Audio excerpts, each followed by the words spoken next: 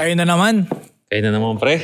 Kaya na naman tayo. Welcome sa #1 male podcast sa buong Southeast Asia. Soon sa buong mundo. Alam mo, Shish. Anti-Support Social Club, walang iba. Yeah. Kami nga. Maraming salamat syempre sa Triton Studios para sa ganitong ka-high quality na setup. Tio Bray. Tio Bray. Tio Bray. Sa malabig shout out kay Tio Bray, syempre. Triton Entertainment pa rin, syempre sa pagbibigay sa atin ng ganito kagandang quality ng video para Correct. Solid. para masarap sa mata. Mm. Kamusta? Masarap ba sa mata yung panonood nyo ng ganito? Na naramdaman nyo ba yung upgrade? Sobra, sigurado. Kahit sa sound ng mic, talagang mararamdaman nila yun. May nagpapatanong sa akin kanina sa labas, ano daw IG mo? Sino ka daw? Raulo ka. May dating ka daw eh. Hindi ko sabi mo. Ano daw pangalan mo? Saan ka daw malolocate? Soy Sadao. Search nyo lang Soy Sadao in all digital platforms. Makikita nyo ako dyan. At subscribe nyo rin ang aming channel. No? Soy? Oh, Soy S-O-Y? Sadao. S-O-Y. Shout out to Triton. Yeah. Yes. Joshon Point mga pare sa lahat ng social media. Facebook, YouTube, TikTok, Instagram. Meron tayo dyan. So gusto nyo ng mga tips pare, subscribe na kayo. Bagal ko dun. Di ko agad na pick up yun. Ang galing mo. Legendary ato classes, legendary. Nakikita mo na ako madalas. Bad trip ka sa akin nung Wednesday, di mo lang ako maalala. Pero nakikita mo na ako kung saan. Na bad trip ka na sa akin minsan sa buhay mo. Legendary kasi ilang beses na cancel, na take Ilang down. beses na ba bro? Ilan na yung ano mo? Downfall Downfall mo? 5. 5 downfall. Nagsasawa na nga gumawa ng video yung sino ba yun? Hindi malubog-lubog ang putang ina. Pre, nagsasawa na nga gawa ng video yung ano, Parang yung Burj Khalifa galing Si eh. AC. YouTuber na gumagawa ng downfall. Nakakailang downfall na daw to eh. Si Makagago, ilang the biggest na to eh. The biggest! Kakadabigis nila, sobrang laki na ata siguro talaga. Aray! Ay, grabe Aray naman, nga. sir. Legendary ato classes. Search na lang sa kahit saan. Pinayflix lahat. Ang gago. Uncancelable. Uncancelable pare. Kung para siya yung immortal na zombie na pag binaril mo. Huwag mo sinabi pag binaril, baka may tumesting. Ay, wag. Ito kaway to. Hindi ka mo nagbibigay ka idea eh. Hindi, nakatin ka naman na ngayon. Okay lang yan. Sinabi mo ba? Hindi alam na nila yun na, ay, ito siguro sa'yo nakatin. Ito naman. Tin na Hilux, di ba? Naalala ko tuloy yung first time nating sumakay sa kanya. Yung last time yung sa BF Homes, di ba? Nung Ang linis ng kotse na ito, shoutout. yung muntik niya nang masagi yung yung nakamotor. Okay. Unang tingin, gumanon yung motor, galit. Pero yung pangalawang tingin nung driver, puta nakilala siyang umiti pa. Lukso ng dugo. Nagpa-shoutout pa, fan pala. Nagpa-shoutout. Lukso ng dugo yun. Buray mo, munti ka nang mabangga, pero dahil si Ato, okay lang, no? May cheat code din yung fame eh, di ba? Nakakaano kayo. Kamusta ang pagkakaroon ng fame? Fame, wala pa naman akong sobra, no? OA? Tamang ano lang, may mga nakakabati-bati minsan. Pero yung masasabi mo... May nakakabati, may mga bumabati rin. Okay. Oh, gago. Pero iba pa rin yung level fame ng kagaya mo na... Ito naman, jigadora. Yung tipong sasagasana, masaya pa, no? Dahil si Ato. No? Legit yun guys, yung kinuwento ni Josh na may nakamotor na muntik ng masagi ni Ato. Kaya lang, lumapit sa bintana ni Ato, pagtingin niya doon, kukumprontahin sana siya nung nagmamotor. Nakita niya mukha ni Ato, hindi kasi to tinted dati, yung kotse niya. So namukhaan siya, ikaw pala yan, no? boss, kumaway-kaway na lang, hindi na nagalit. Imbis na awayin dapat siya, kasi nga muntik na magit-git eh. Nakita mo ang nabibigay na impluwensya ni Ato. Diba? Maging mapagpatawad. Choose to be happy lang. Nakita niya ako, diba? Positive energy. Bakit nagtinted ka na yun? Ngayon, di mainit, lintik na yung ininit ngayon. Yun din naman. Kutya po, kunyari, alis ka 2:00, di mo magamit eh. Markado na pre. Sige. Ano bang markado? Grabe Sabihin mo ka naman. sa amin, tuturuan ka naman namin. Ito, gangster ko to. Uy, gago. Ay, Yakuza nga pala. Yakuza yan, pre. Wata si Sadao des. Ikaw par, kamusta ang pakiramdam ng ganyan, ng may fame? Pare, fame bro. Again, hindi naman katulad ng ka-level mo. No? Pero nagugulat na lang ako pare. Kunyari nagpapagupit ako sa... Wala kasi akong loyal na barbershop. Hindi ako loyal sa mga barbershop. Pare, ayokong palipat-lipat ng barbershop. Hindi kasi yung hairstyle ko, madali lang gayahin eh. May picture ako. Gayang-gaya naman eh. Hindi ka ba naiirita sa ibang tumit? Kasi iba-iba sila ng tabas to. Yeah. Bawat Bro, barbero. May signature, pre. Tsaka iba-iba yung tigas nung nila na tumatama sa sigong. Hindi ako sensitive sa Hindi ako sensitive sa... Etits. Hindi ako sensitive sa gupit eh. Kumbaga, basta nakuha nila yung buzz cut, okay na ako eh. Hindi mo siya masyadong, hindi ka maarte sa Hindi gupit, ako maarte. pare. So, yun na nga, no? Nagpagupit ako randomly sa isang barbershop. Bigla na lang tatanungin sa akin, boss, araw-araw kayo nag-upload ah. Sabi ko, Ganun, bakit? Anong pinapanood mo? Yung yung anti-support Yung social Brusco club. Brothers. Anti-support social Boss club. Jonah. Boss Jonah. Si Boss Jonah rin sandito pala. Hindi, ganun nga. So, yun yung mga so far na experience ko pa lang. Ako wala pa akong nakakasalubong na anti-support. O ba hindi lang nila sinasabi? Kasi baka tuli na sila Sabagay. Kasi soy lang naman sasabihin nila, diba? Soy. Ganun. Pero yun. Nanakaw ng halik na sa'yo, no? Kago. Good thing, padami na ng padami talaga yung fan, no? Hanggang sa nag-stable 5K views na. Laking bagay na yun sa podcast, pre. Dami nun, pre. Especially kung stable. Di nga kasya sa court yun, 5K. Oh, yeah. And sino mag-give a fuck sa sinasabi mo, di ba? Grabe ka naman sa sinasabi ko. Natin. Oh, Hindi, no. Natin, I mean. Okay, Sorry. yun. Nagkukwentuhan lang tayo ko pala. All in shit. Tapos may nagbibigay ng pake. Ang laking bagay nun, pare. Hindi tayo nagkukupalan dito, nagbibigay tayo ng value sa mga new wave ng mga kabataang lalaki. Mga na-experience natin sa buhay na baka mag-work din sa kanila. Di ba? Anyway, balik tayo ng mabilis lang dun sa usapang fame at kasikatan. Gusto ko lang i-comment tong kaibigan natin. Ayan kasi marami rin nagko-comment Kaano-ano mo daw si Dudut sa Team Payaman. Ayan. Ano siya? Kumbaga, kapatid mo, di ba? Kapatid ko yun. Kapatid kong buo yun. Pangatlo yun si Dudut sa aming magkakapatid. Ilan ba kayo? Apat kami. Sobrang commendable sa akin yung movement nito niya kasi real talk halos lahat karamihan, nagbigay ako ng regalo kay Kong TV, ganito ganyan. Kung usapang kasikatan, pwede kang tumropa doon. Tropa mo naman yun. Wala, di siya sumasakay doon. Kaya ang galing. Sabi ko, sariling sikat to. Napakalupit nito ka ako. Ang galing. Talagang tinatrabaho mo yung sarili mong... Di marami nga rin yung mga tropa ko na dikit. Nagtatanong din sa akin, bakit hindi ka sumasama doon kala? Mag-reels ka lang doon, million views yun. Kasi bro yung sa mga hindi nakakaalam, no, sila kong, yung utol ko, magkababata na talaga yun, pare. Kuya ka pa rin talaga nila. Ahead ka sa kanila. Hindi, ang kaedad ko si Kong ata ang kaedad ko. Pero sila Juni Boy, sila King, sila Dudut. Pupunta na yun sa bahay dati. Talaga magtotropa na yun, magkababata na yan. Hindi mo naging kaibigan? Hindi bro, malayo yung edad ko sa kanila So paano pag nandun sila sa bahay nyo? Wala, sila kuya lang. Hindi, si Kong hindi pa napunta sa amin. Si King lang, si Juni Boy, tsaka si Dudut. Ang ginagawa nila doon, tambay-tambay. Nung first time ko nakilala si Juni Boy, pare, tinuruan ko ng sayaw sila noon. May sayaw sila nung high school sila. Pinakitaan mo ngayon ng tinuruan ko sila. So yun, yung talagang as in magkababata na kasi yun, Brad. Kaya hindi magiging natural kung sisingit ako doon. Tsaka malayo yung personality talaga, Brad. Yeah. Kaya hindi ko siya naisip. So age gap kasi, diba? Yeah. So madaling sabi, ikaw talaga yung kuya, ikaw yung ahead. Kumbaga, ikaw yung nasusunod. Oo. Sa aming magkakapatid, syempre. No? Bilang kuya, may responsibilidad ka na maging example din. Ikaw yung nasusunod most of the time. Sa usapang nasusunod, sa isang relasyon, para sa tingin mo. Sa isang relasyon. Sino dapat yung mas nasusunod? Kasi kuya kayo, sa'yo na mag-umpisa. Ganda ng pasok, no? Kuya ka na. Improving, pare. Nice. Pero tayo dyan. Galing. Ganda. Hindi, yung sino dapat yung nasusunod sa relationship, no? Sino yung mas? Mas nasusunod sa relationship pagdating sa babae or lalaki. Yeah. Diba? Unless gusto mag-jowa ng bading. Homophobic. Malabo. Homophobic. Ba't homophobic? Ba't ka jowa naman yun No daw. Okay. Kaya ngayon, homophobic. Sa akin, pare. Sino yung mas? Go. Mas, no? Ibig sabihin, mas malaking percentage na mag-leader para sa akin lalaki, Brad. No? Misogynist. Misogynist, sa babae. No? Misogynist, no? Hindi, real talk lang. Why, pare? Kasi, well, I'm talking about in general, I'm talking about in general, majority. Majority sa mga kalalakihan, we're more into logic. Diba? We're tapping more into logical stuff, practical stuff. Diba? Mga practical ideas. Mas doon tayo di ba? Kunyari, may damit. Diba? Lagi natin sinasabi, hindi okay na to. At least nagagamit. Diba? Lagi tayong ganun no? And compare sa mga girls, they're more into,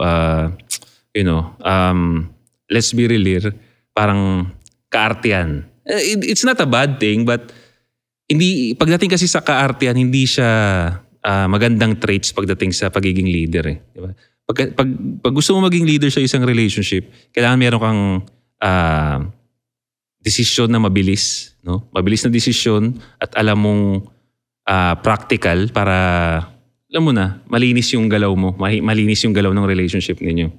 And pagdating sa ganung aspect, mas lamang kasi yung lalaki. Diba? Bakit? May mga lalaki namang immature, may mga babae namang mas mature. Paano gano'n? At ang nangyayari doon sa relationship dynamics na gano'n, pag lalaki ang mas emotional, babae ang nagiging logic, dyan pumapasok yung magagalit kayo rito, mga under, which is hindi, pagdating sa relationship dynamics, working siya, but wala sa comfort zone yung parehong gender. Totoo. Diba? So, ibig sabihin mali yung dynamics ng mga under na lalaki?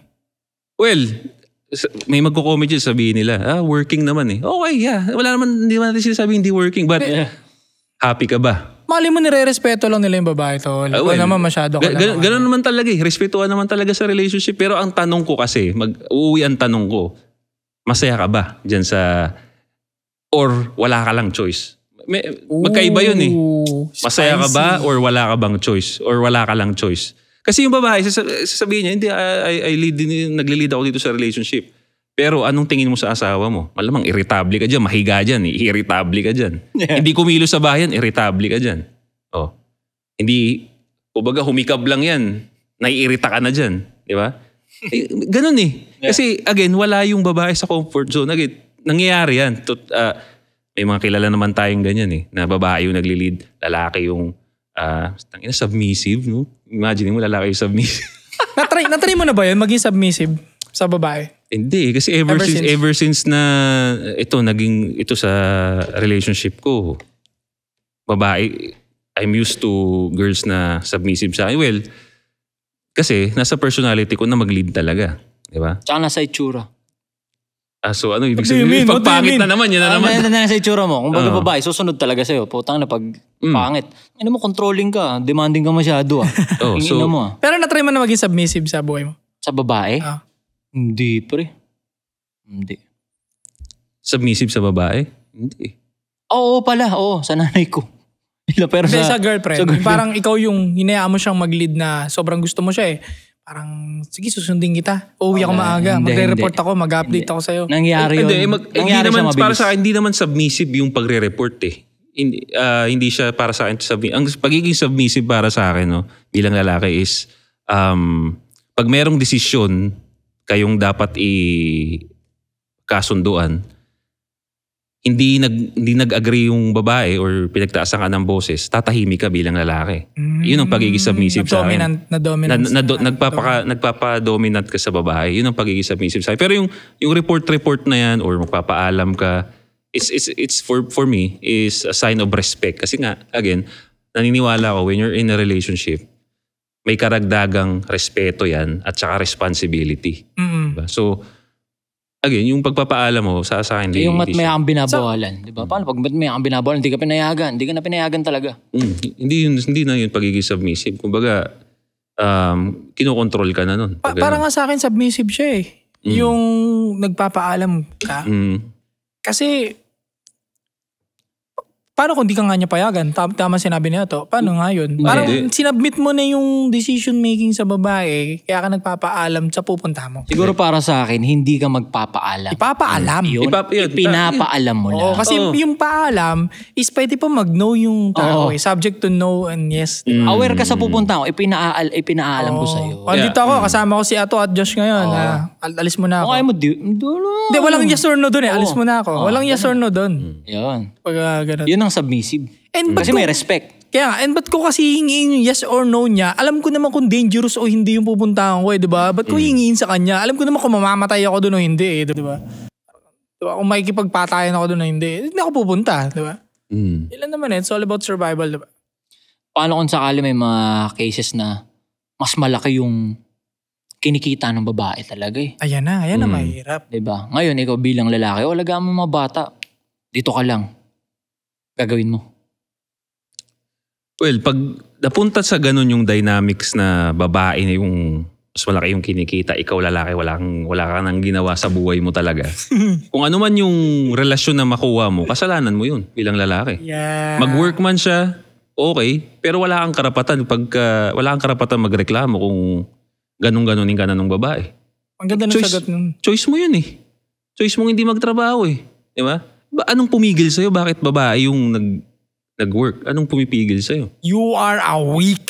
Di ba? Yeah. Kapag ka ganon, di ba? Kung ano naman, usapang binata at dalaga lang. Kumbaga may nililigawan ka, may nilalandi ka, tapos medyo bossy-bossy. Gusto niya ikaw yung magsusunod-sunuran sa kanya. Papatulan mo. In the first place, magbobossy-bossy lang naman yun pare pag kabossy-bossy ka lang talagang lalaki. Pag nakita yung supot-supot ka, no? Kasi sa akin hindi na nga nag-a-attempt yung babae nowadays. O baka hindi rin dumadating sa frequency ko kasi siya.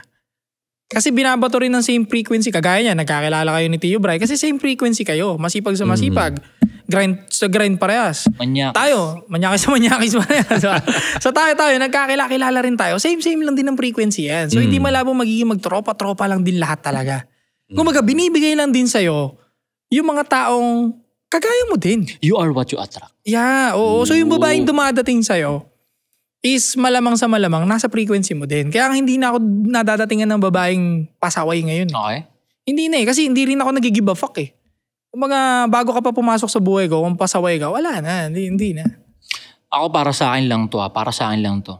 Kung sinong mas dapat nasusunod sa isang relasyon. Para sa akin, Ako dapat. Bakit? Wala na explanation. Gusto ko eh. Kung ayaw niya, di wag. Umalis siya. Diyan ko papasok yung tinanong mo, paano pag mas marami yung pera ng babae sa'yo? Kung ayaw niya sa akin, siya naman yung magde-decide actually. Diba? Mararamdaman mo naman yun eh. Pag hindi na proper yung trato sa'yo, parang tinatanga-tanga na ako nito ah. Ilalagyan na ng tamtax yung pagkain mo. Pero may ginagawa ka naman, nag-grind ka rin naman. It just happen na mas nag-click yung sa kanya. Lumayas kung lalayas. Diba? Umalis yung aalis. Ilalagyan ng durog na droga. Wala naman talagang problema kung sino mag-earn ng malaki sa relationship para sa akin. Kung babae ka, nag-earn ka ng mas malaki sa asawa mo, walang problema. Ang most of the time lang kasi at na-experience natin yan at sinasabi rin sa atin ng mga followers natin yan. Pag yung babae talaga nalaman niya at naramdaman niya na mas marami siyang kinocontribute sa relationship, again, hindi nga sila capable na i-handle yung ganun. Ang nangyari, automatically, nabababa yung tingin niya sa lalaki. Yeah. Sinasadya ba nila to? I don't know, hindi natin sure. But structured talaga yung babae at lalaki na ang lalaki talaga, binild yung utak mo, binild yung logic mo para mag-provide. Ang babae talaga is tumanggap is to receive ang babae, di ba? So, kaya pag sinishift nila yun, nag-iiba ngayon yung tingin nila sa lalaki. Doon yan ang pumapasok na again, walang problema na mas malaki kita mo sa lalaki pero nawawala kasi yung respect nila eh. So meaning mo, ibig sabihin, nasisira pa rin ng relationship basta mas malaki yung kita ng babae. Mostly. Yeah. Hindi dapat. Pero automatically kasi nawawala yung respect nila eh. Kumbaga binabata-bata nila yung mga asawa nila pagka mas malaki ng kinikita nila. Hindi dapat ma-realize ng mga babae, teka, ito yung pinili naming setup. Dapat hindi pa rin mawala yung respect ko sa mister ko. Buwaka ng ina, may solusyon ako dyan. Yun nga yung sinabi kong dark tips dati. Huwag mong pagtrabahuin yung babae. Huwag mong bigyan ng pera yung babae. Marami nag-react dyan, bro. Basic eh. Diba? Kasi sabi mo, problema pag nagkaroon sila ng malaking pera. Pag nag-grow, no? Hindi ko pag-growin yan. Huwag mo hayaan mag-grow. Hindi, magwalis ka dyan sa bahay. Magluto ka dyan. Pagsangag mo ko eh. Marami nag-react dyan. Kailangan i-clarify mo nga bakit ang dami nag-react doon. Kasi nga, sinagot ko lang yung opposite. Kasi pag opposite ang ginawa niya, nag-grow siya, iwanan niya ako eh. Kung ayaw nyo naman nang iniiwan kayo, puta, di wag siya mag-grow. Pwede naman maging masaya ang babae kahit hindi siya nag-grow sa'yo eh. Tsaka sure ako lahat ng babae, kung magpapakatotoo sila sa sarili nila, mas gusto nila yung nasa bahay lang. Correct. Yung hindi na nahihirapan, nabibili gusto. Bro, pagka tinignan mo yung mga lola at lolo natin, mostly sa mga relationship nila, yung tatay lang yung palo. Yeah. Yung lolo lang yung palo. Yeah. Yung lola mo, magaling lang magluto. At mag-asikaso sa bahay. Wala naman silang pakiram kung nurse sila, doktor sila. Bihira lang naman yun. Nung 90s o 80s, bihira lang nakatapos ng ganun. Mas marami yung andyan lang sila sa bahay, masaya sila, pero hindi sila naghiwalay. Lola at lolo mo sila hanggang tumanda sila. Ito na nga, nakakapagtaka na bakit ang dami pa ring babae ngayon na parang lost sila. Ano ba daw gagawin nila sa relationship? Hindi nila alam paano gagawin nila sa relationship. Lumalayo pa kayo eh. Yung lolo't lolo nyo, buhay buo. di ba? Naabutan yung sila pa rin. Bakit hindi sila tanungin anong ginawa nila? Huwag kayong magtrabaho, girls. Kapag yung kamay nyo kumilos, puputulin ko yan. Hindi naman sa ganun, pare. Sasaksakin ko yan. Hindi naman sa ganun. Ang gusto kong malaman nila sa lolo't lola nila is hindi dahil sa hindi ka nagtrabaho, kundi ano bang trato sa'yo ni lolo? Ano bang trato mo kay lola? Ako naman sa pera. Diba? Kasi iba na nga kasi ngayon yung dynamics ngayon na kailangan talaga mag-work ang ano. Anong pag-a-adjust ang gagawin mo bilang gusto mo pumasok sa relationship, di ba? So, mga ganun, di ba, pare? Baga, bilang isang babae, pag mag-aral ka para sa sarili mo, magtrabaho ka para sa sarili mo, ayusin mo yung sarili mo, para maka-attract ka. Kasi nga, you are what you attract. Maka-attract ka ng kabracket mo. So, wag nga sila magtrabaho. Hindi, kumbaga ikaw. Kasi nga, the more na umaangat sila, the more na humihirap yung relasyon ninyong dalawa. Kasi tinataasan din niya yung standard niya. Medyo nakakabagot lang yun kasi mag-aantay ka lang. Magti-tiktok ka lang ng magti-tiktok. Antayin mong may kumuha sa'yo na bolin na lalaki. Ganun na nga. Diba? Mag-tiktok lang na mag-tiktok dyan. Hindi, magtrabaho siya for now. Pero pag na-meet niya na yung tamang lalaki na malupit, bitawan niya na yung trabaho niya. Tapos mag-submit siya doon. Gawa ka na lang kalamansi juice. Pero alam mo, sa topic na yan, kawawa din yung mga babaeng pumusta ng isang dekada. Lahat ng babaeng pumusta ng isang dekada sa maling lalaki, puta kawawa sila, pre. Alam mo kung bakit? Kasi ubos yung prime nila. Diyan nagkakaroon ng parang blue pill rage yung mga single mom na 30 plus. Yung nagwawala sila sa internet, yung parang, tangina na mga ato na yan, Josh on point na yan. Ganyan, puro mga bastos kayo sa mga single mom, galit kayo sa mga babae. Kasi sila yung pumusta ng isang dekada sa maling lalaki. Maling lalaki. Naubos sila, tol. So, 30 plus ka na, tapos average looking woman ka lang sa Pinay ka, paano ka dadagit ng big time? Tapos may baby ka na. Kahit nga average man, ang hirap na ikadena nun sa'yo. Yeah, tol, kahit yung taga Shopee lang na tol, nagdi-deliver, hirap na siya ikadena yun. Knowing na single mom siya. Kaya nga, nakakatawa pero totoo, di ba? Ang sinasabi ko, rational, pare. Pinusta niya kasi yung isang dekada niya sa maling lalaki. Putang ina, frustrated siya ngayon sa internet, sa TikTok, di ba? Makikita mo siya sa comment section mo. Galit sa'yo, di ba? Ay, bobo ka kasi babae ka, ba't ka pumunta sa maling lalaki? So, ginis to. It is what it is. Pinopoint out sa kanila na pagdating nga sa relationship, wag lang basta pumasok ng pumasok. Kailangan basahin nyo nga ng mabuti yung relationship niyo. Kasi hindi nila pwedeng sabihin na sa single mom lang tayo galit or sa mga ganong klase ng babae na sinasabi mo. Kasi nga pag lalaki nga nagsasabi sa atin, katulad nung isang content natin, sabi niya, mga boss, itong niligawan kong GRO, nagagalit ako kasi... Niligawan GRO? Diruin mo. Tangin na funny. Tapos nagagulat siya dahil nakikipag-table daw sa ibang lalaki. Tapos ng putsa, ay, niligawan mong GRO yan. Bakit di ba decision mo yun eh?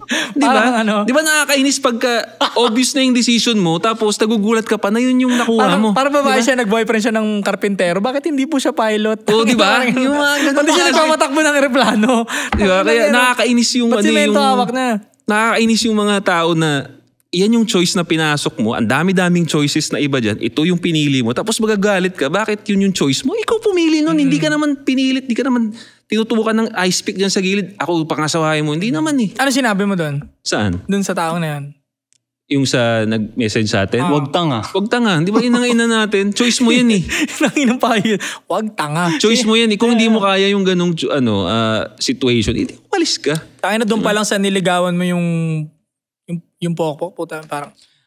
Same thing sa mga babae. Again, may kanya-kanyang desisyon, di ba? May kanya-kanyang preference. Diba? Sa mga babae, kung ayaw nyo sa lalaki na nag-lead, gusto nyo, kayo yung boses sa relasyon, di ba? Ay, di maghanap kayo ng ganun. Support na lalaki. Pero make sure lang, ito na naman tayo, babalik na naman tayo, choice mo yun. Yeah. Di ba? Tapos... Tindigan mo yun, yung consequences. Yan, tindigan mo. Tapos mamaya magagalit ka pag naghiwalay kayo nung pinili mong loser kasi gusto mo, as a babae ka, gusto mo mag-lead. Pinirahan lang ako. Ayan, di ba? Pinirahan lang ako. Kapal na mukha niyan. Sigbin yung itsura o gumasto sa kasal. Sino bang nagsabing jowain pa kasalan mo yun? Choice mo nga yun eh. Diba, it's Patrick?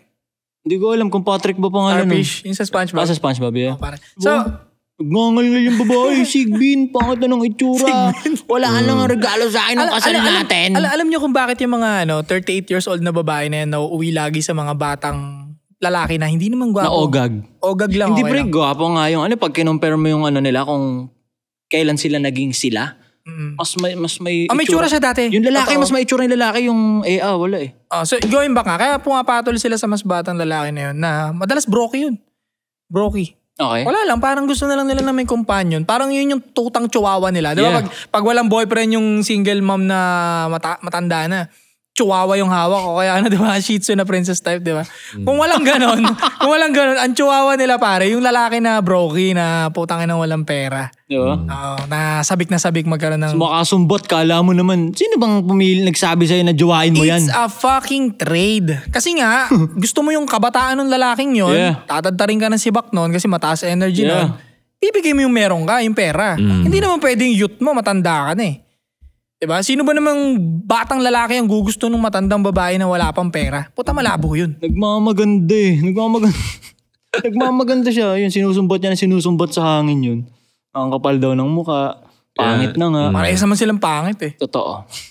Kaya yung nasa master list mo sabi mo, diba? Nakita ko dun eh. Naglabas ako index card eh. Lahit ka ng lahit sa pangit na lalaki. Ito ka rin eh oh. May pangalan. Andito ka rin eh. Yeah. Diba? Choice niya yun. Again, wag tanga. Diba? Kasi choice mo yun eh. Sure ako, kunyari, tayo mismo, tayo mga lalaki. Pag lumalandi tayo ng babae or may natitipuan tayong babae, may mga nakikita tayo na sign na, uy, medyo off. Diba? Doon nga tayo parang di na natin tinutuloy eh. Sila mga babae kasi ganun. Ang red flag sa kanila, green flag eh. May favorite color ko ang red. Yan, di ba? Kahit na nila, medyo off to sa ganito. Tapos hindi naman nagkulang yung universe na paalam sa kanila. Tropa niya, ganito, ex ni ganito yan, ganito yan, ex ni ganito yan. Hindi, ako magpapabago sa kanya. Tapos pag hindi nagbago, magagalit ka. Keso ikaw yung gumastos sa kasal. Keso walang regalo sa'yo nung kasal. Choice mo yun eh. Tapos sa amin ka magagalit ngayon. Nag-i-scroll lang kami, napagalitan pa kami. Nag-i-scroll ako sa cellphone eh. Mga pangit ang kakapal ng mga mukha nyo. Pangit din naman siya. Naka-veneer nga lang. Naka-veneer lang. Pero pangit din naman siya. Lagi na-expired ng veneer, di ba? Parang I think 5 years. 6 years. Anyway, pero hindi maganda yung procedure. Regardless dun sa ipin niya, pero pangit din siya para nag-i-scroll ako sa cellphone ko eh. Peaceful, nag-scroll ako, tapos sisinghalan niya ako na ganito. So yun, wala naman masama. Para silang pangit. Gusto yung pera niya. Gusto naman niya yung kabataan ng lalaki. Then that's so be it. Ang mahirap lang kasi pinagpipilitan niya na hindi titikim ng iba yun. Ilang artista na ba nakita natin na may asawang matandang babae? Bata yung lalaki. Tumitikim pa rin. Kasi nga, attracted talaga ang lalaki sa mas batang babae. Akala kasi ng ibang mga babaeng gano'n na porkit meron silang resources, kakapit na. O mapapasubmit na nila yung lalaki. Nagsasubmit. Yes, may nagsasubmit. Meron yung 2 doktor, di ba? Doktor ng di ba? Di ba? Nagsubmit yung lalaki pa rin kahit may scandal or what, di ba? Sasubmit pa rin, kaya naman. Kasi nga mayaman ka naman, mabait ka naman eh. Totoo. Tending loving care shit kayo kahit matanda ka na. Pamumudmura mo pa ako ng million, okay lang, sasubmit yan. Pero titikim pa rin kasi yan. Up until now, for sure, tumitikim pa rin yun. Napagod na lang si doktora na parang, sige na nga. Basta uwi ka sa akin. Okay. Malamang sa malamang yun. Kasi tangin na, gopings yun eh, bata. Diba? And attracted talaga tayo sa mas bata palagi sa atin. So sinasabi mo, kung babae ka, gusto mo ng lalaki na magsasabit sa'yo, babaliwin mo siya sa resources. Pwede, and tanggapin mo na lang natitikim talaga na mas bata sa'yo. Lalo na kung matanda babae ka. Ngayon, bilang isang lalaki naman, kung gusto mo ng babae na magsasubmit sa'yo, ano naman kailangan? O wag mo siya bigyan ng pera, wag mo bigyan ng karir, wag mo pagtrabahuhin, sa bahay lang siya, magluto siya, magwalis, magsilbi. Dapat di rin siya nakapagtapos ng college, doon lang siya. Iposas mo, puta kanda mo. Hindi. Parang pamangmang na siya. Ano mo? Puta ka na ipako mo. Parang ano yun, mga sagigilid na yun dati ng mga panahon ng Rizal Inang yan. Hindi pare, sinagot ko lang naman siya ng rasyonal eh. Huwag kayo sana magalit sa mga kapanood nito. Sinagot ko lang siya ng rasyonal na usapin. Kasi nga, kabaliktaran lahat eh. Kapag umangat yung karir nila, yung pera nila, puta, iniiwanan nyo yung lalaki nyo eh. Yung mayabang kayo, mga babae kayo eh. Sinasabihan nyo yung lalaki nyo na, hindi kasi siya nag-grow. Ayaw niya kasi mag-grow. Pero ang totoo, in-outgrow mo lang kasi. Atat ka. Mag-grow din naman yung lalaki mo. Mas mabilis ng startup ng babaeng may tsura. Kasi nga, dali-dali naman ang buhay nila eh. No. Madali lang ang buhay ng babae if maganda ka. Gago pag pangit ang babae, wala rin silbi pagkababae niya. Magwo-work siya katulad ng lalaki. Oo, kasi nga yung nagrereklamo na kinasal siya sa Sigbindo, di ba? Ang hirap ng hindi naman nakapag-thirst trap yun. Walang ibang gano'n, kundi magngangal-ngal din yung kagaya natin Yes. Tatrabaho ka, pag pangit kang babae, wala kang advantage. Para ka lang ding lalaki na normal. Yeah. Na kailangan mong kumayod sa kung saan, sa bakery o mag-nurse ka or what, any career. Basta trabahong pang lalaki ka pa rin. Pero kung maganda ka, welcome to easy life. Pwede kang magyate, pwede kang pumunta ng COD, on the spot kahit wala kang kilala doon, putang ina, may makokonect ka, may tsura ka Di ba? Pwede ka dumrap kahit saan. Yeah. Gets? Pero kung pangit ka, putang ina, magbubuhat yan, pre. Oo, magtatrabaho yan, papawisan yan. Double standard sa Hindi ganyan. double standard yun, legit yun, tol. Yun ang katotohanan. Walang shortcut ang pangit na babae. Anong shortcut nila? Sige nga, bukod sa kailangan maging komedyante sagad. Parang ako yun, no? Fucking harsh, di ba? Same na Pero, same, oo nga. Same na same. harsh ang reality. So dapat pala parang hindi sila na-offend sa'yo. Kailangan makarelate sila sa'yo parang. Ako nga yung supremo nila Ewan ko bakit ka offend ka lagi sa kanila. Oo Pero nga eh. sa totoo lang, mas mabait pa nga yung binibitahan mo minsan kay Josh. Kasi Totoo. kay Josh minsan puta, ito lang akin. Hindi nga kasi Pero nagwapo malaman Kailangan laliman nyo Easy ng life konti, Brad. Laliman nyo ng boses. Hindi na kasi naka-high pitch kasi si Sandaw Hindi, nasa easy life kasi siya, may itsura siya Easy life. Brad, ano ka ba? Hindi tayo easy life, bro. Mahirap yung buhay natin, bro. Hindi ka naman pangit, tol. Filipino-African ka lang na ano. Hindi, magkaibigan na kasi tayo Pero hindi, mukhang aswang talaga. Hindi bro. Ang dami magsasabi niya. Kahit si Tio Bry, napanood ko sa podcast niya, sinabi niya, hindi ka talaga pangit bro. Kahit ako, sinasabi ko yan sa'yo. Magkakaibigan na nga kasi tayo nga. Tall, dark, tapos okay ka naman. Wala kang makinis. tao, Brad Oo. Ayan. Tall, dark, mabait. Kulang, bro. Ba't di mo sinasali? Tall, dark, and mabait. Oo, Tall, dark, and okay ka naman. Hindi ka nga pangit kasi iba yung definition talaga ng pangit. Yung talagang pangit. Ano ba ang definition mo ng pangit? Kasi level lang tayo Ito naman. Totoo lang. Ano to, niro-rules of power ako nito. Magkasing level lang tayo, pre. Anong definition sa'yo ng looks. pangit? Maghaling tulad ba ako? Ng tao, ng artista? Go. Hindi, go. Tado na lang, patay naman na yun Okay, sige. Parang ganun, tado. Okay. Pangit yan. Oo, pre. Alright. Okay, sasabihin mo bang gwapo? Hindi naman. Oo nga, Rest in peace. sinasabi mo magka-level lang tayo. So, tinatanggap mong hindi ka good-looking. Hindi, pero may charisma. Bilang isang good-looking, ay hindi good-looking, Okay. paano ka makapagpasubmit ng babae? Financial stability lang lagi sagot ko and artistry ko Music ko talaga number 1 pambingwit, pre. Music ko at yung charisma. Makapal na mukha. Ikaw, effortless magsasubmit sa babae, gwaping ska. Hindi, Brad. Hindi pa rin, bro. Kasi Tingin ko kaya mo rin yun. naniniwala tayo, pare, na ang paglalaki ka, ang respeto na or makaka-gain ka ng respect when you have resources At anong kasama ng resources na yun, di ba? Fame, di ba? Yeah. Di ba? Alright. So, again, Ito yung... yun yung parang standard natin bilang lalaki. Kailangan meron ka talagang resources. Ito Kahit mapapogi ka man or class S ka. Kung wala kang resources, pantay lang ang tingin sa'yo ng society, Brad. Totoo. Kailangan natin i-clear to kasi maraming mga 19 to 22 na nakaka-misinterpret once nakapanood sila ng ganito na, lalaki pala ako Ako dapat masusunod. Hindi. Dapat magsasabit sila sa akin. Nope. Na may misinterpret nila Hindi nyo mapapatupad yan pagka Hindi, wala Hindi, pare. Raratratin mo talaga, di ba? Gigirahin mo talaga. Kailangan maging clear sa kanila na ang babae, pare, mag-automatically magsasubmit sa yan. Walang Wala ka pilitan. ng kahirap-hirap, bro.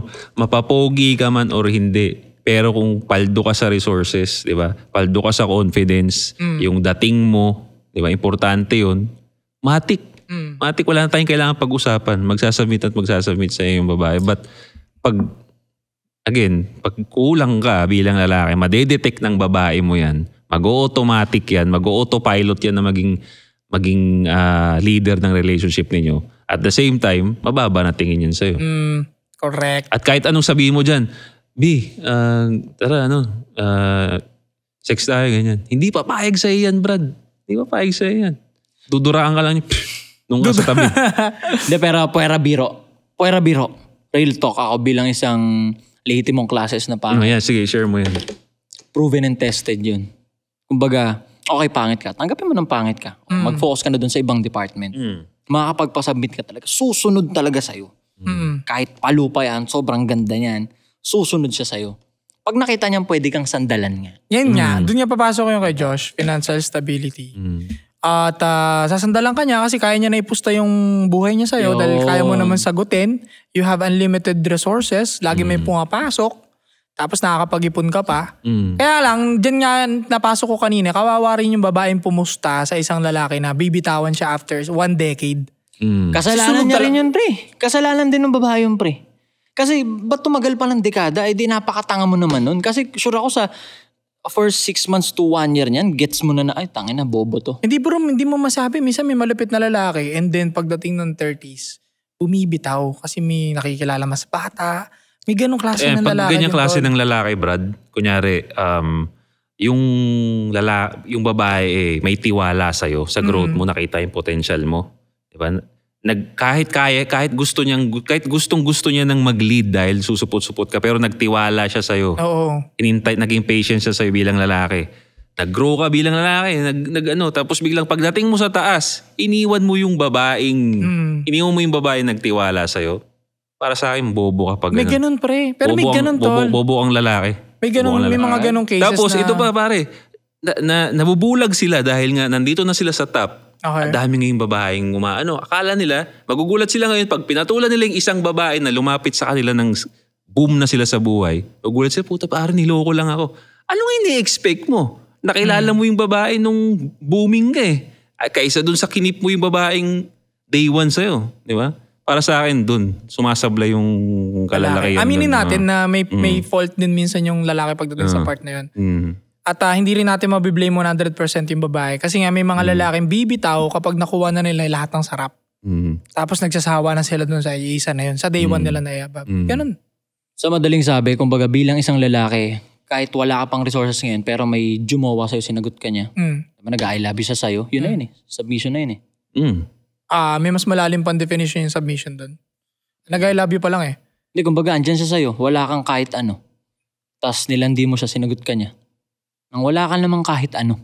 Okay. Diba? So, sumugal na siya sa'yo. Para sa akin, may tiwala siya sa'yo, nagsasabinta siya sa'yo eh. Kaya kung lulupitan mo, tapos biglang iiwan mo ngayon, as day ones mo siya, isang malaking katangahan. Katangahan talaga. Pero may ganun eh. Kasi bihira na bro, lagi nyo tatanda, nasa generation na tayo na mahirap nang makita ng babaeng may patience sa kagaya mong loser pa. Diba? Pag pinagbigyan ka niya ng kahit loser pala dahil malupit ka, confidence ka pa, kahit wala ka pang resources, nakitaan ka niya ng potential. May potential yung babae na maging ride or die. Para si Connor, no? Yun. Example yun. Tusama para di ka na maguluhan. Check mo sa salamin, pangit ka ba or gwapo ka ba? Pero kung in denial ka, para safe, di ba? Safe na safe. Tikasan mo na lang. Malalaman mo naman pag pangit ka, wala talaga nagsabing pogi sa'yo sa buong buhay mo eh. Parang ganun. Paano? Pag malalaman mo pag pangit kang lalaki ka, walang nagsabing pogi ka sa buong buhay mo. Bukod sa nanay tatay mo. Pogi-pogi mo talaga, parang ganun-ganyan. Pero kung may nagsasabi naman sa'yo na mailan-ilan naman, okay naman, parang hindi ka pangit. Kasi pag pangit ka, hindi talaga nila sasabihin sa'yo yung pogi ka eh. Kahit anong mangyari, pangit ka talaga eh.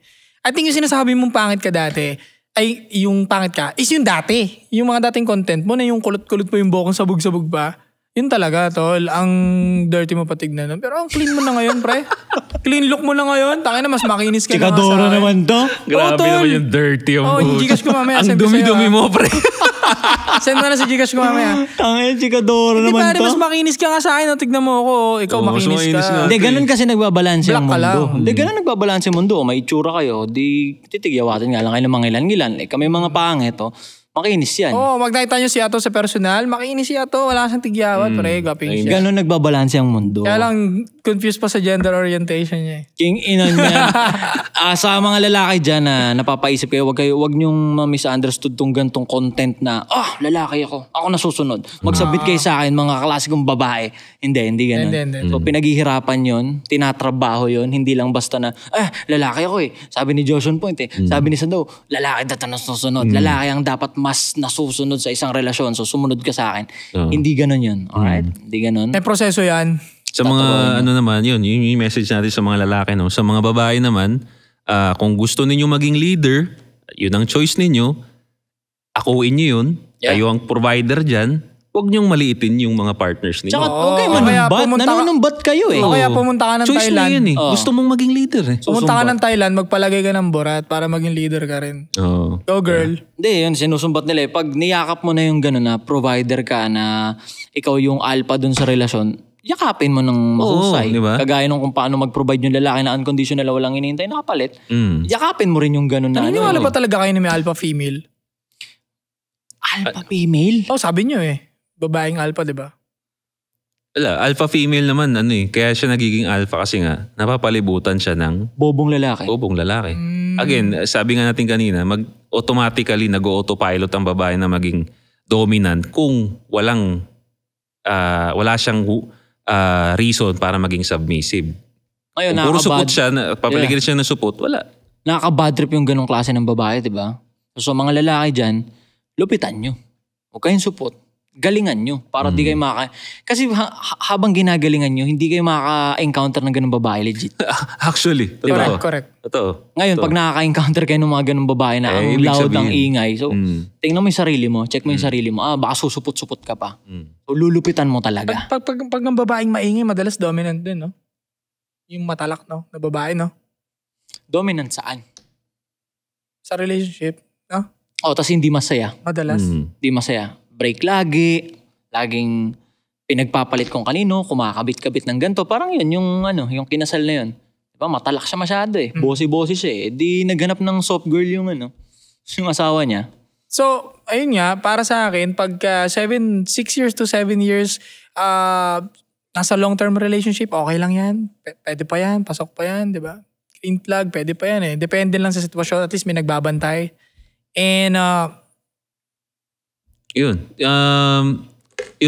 to sum up nga yung napag-usapan natin. No? Kung lalaki ka na gusto mong maging leader ng relationship, again, kailangan patunayan mo na leader ka. You have the resources, you have the confidence na mag-make ng magandang decision, di ba, sa buhay. At, you have the built, yung body mo is built to be a leader. Kasi wala namang maniniwala sa'yo kung susupot-supot yung katawan mo. Yung babae mo, baka batok-batuwang ka lang. Tapos sa akin ka nakatingin habang sinasabi mo yung susupot-supot yung laki-laki katawan mo. Brad, mo. Hindi, laki-laki mo eh. laki na nga na in-improve So niya yun, sobra. no? So, sa lalaki ganun. Pag babae ka naman, if you want to be a leader, okay, good for you. Ang kailangan mo lang gawin, wag maliitin yung lalaki na partner mo. Tanggapin mo, ilunukin mo yung choice mo na maging provider dyan. So, interested kami, no? Interested tayo sa masasabi ng mga subscribers natin dyan. Comment down below anong masasabi ninyo. Correct. Kung babae, lalaki ka, sabihin mo kung babae ka, bakit gusto mo maging leader? Why? Pati bading. Baka sabihin, baka sabihin. Sige, lagay nyo na dyan. Lalaki, bakit mo gusto mo maging leader? Anong tip mo sa mga lalaking gusto maging leader dyan? Comment down below. Comment ano down masasabi below. ninyo. Sa mga bading din, Sama mo. Ikaw, kalaban mo yun. Tagalog yun. Kung gusto nyo pa yung mga ganong klaseng video. Diba? Maraming salamat sa Triton Studio. Triton Entertainment. Maraming salamat para makapaghain kami sa inyo ng ganito ka-quality na kwentuhan na kung may natitake home kayo, may natututunan kayo, drop nyo dyan. Tapos kung may narinig kayong kulang dito or mali, drop nyo pa rin kasi nga, magturuan tayo, di ba? Yeah. Hindi kami yung pinakamagaling, hindi kami yung pinakamatalino. It just happened, kami lang yung matigas muka para mag-video. Exactly. At ito ang pinaka #1 male podcast sa buong Asia. Shoutout to you, Bray. Yeah, like, comment, and subscribe. Yes. Click the notification bell. Cut. Baboom.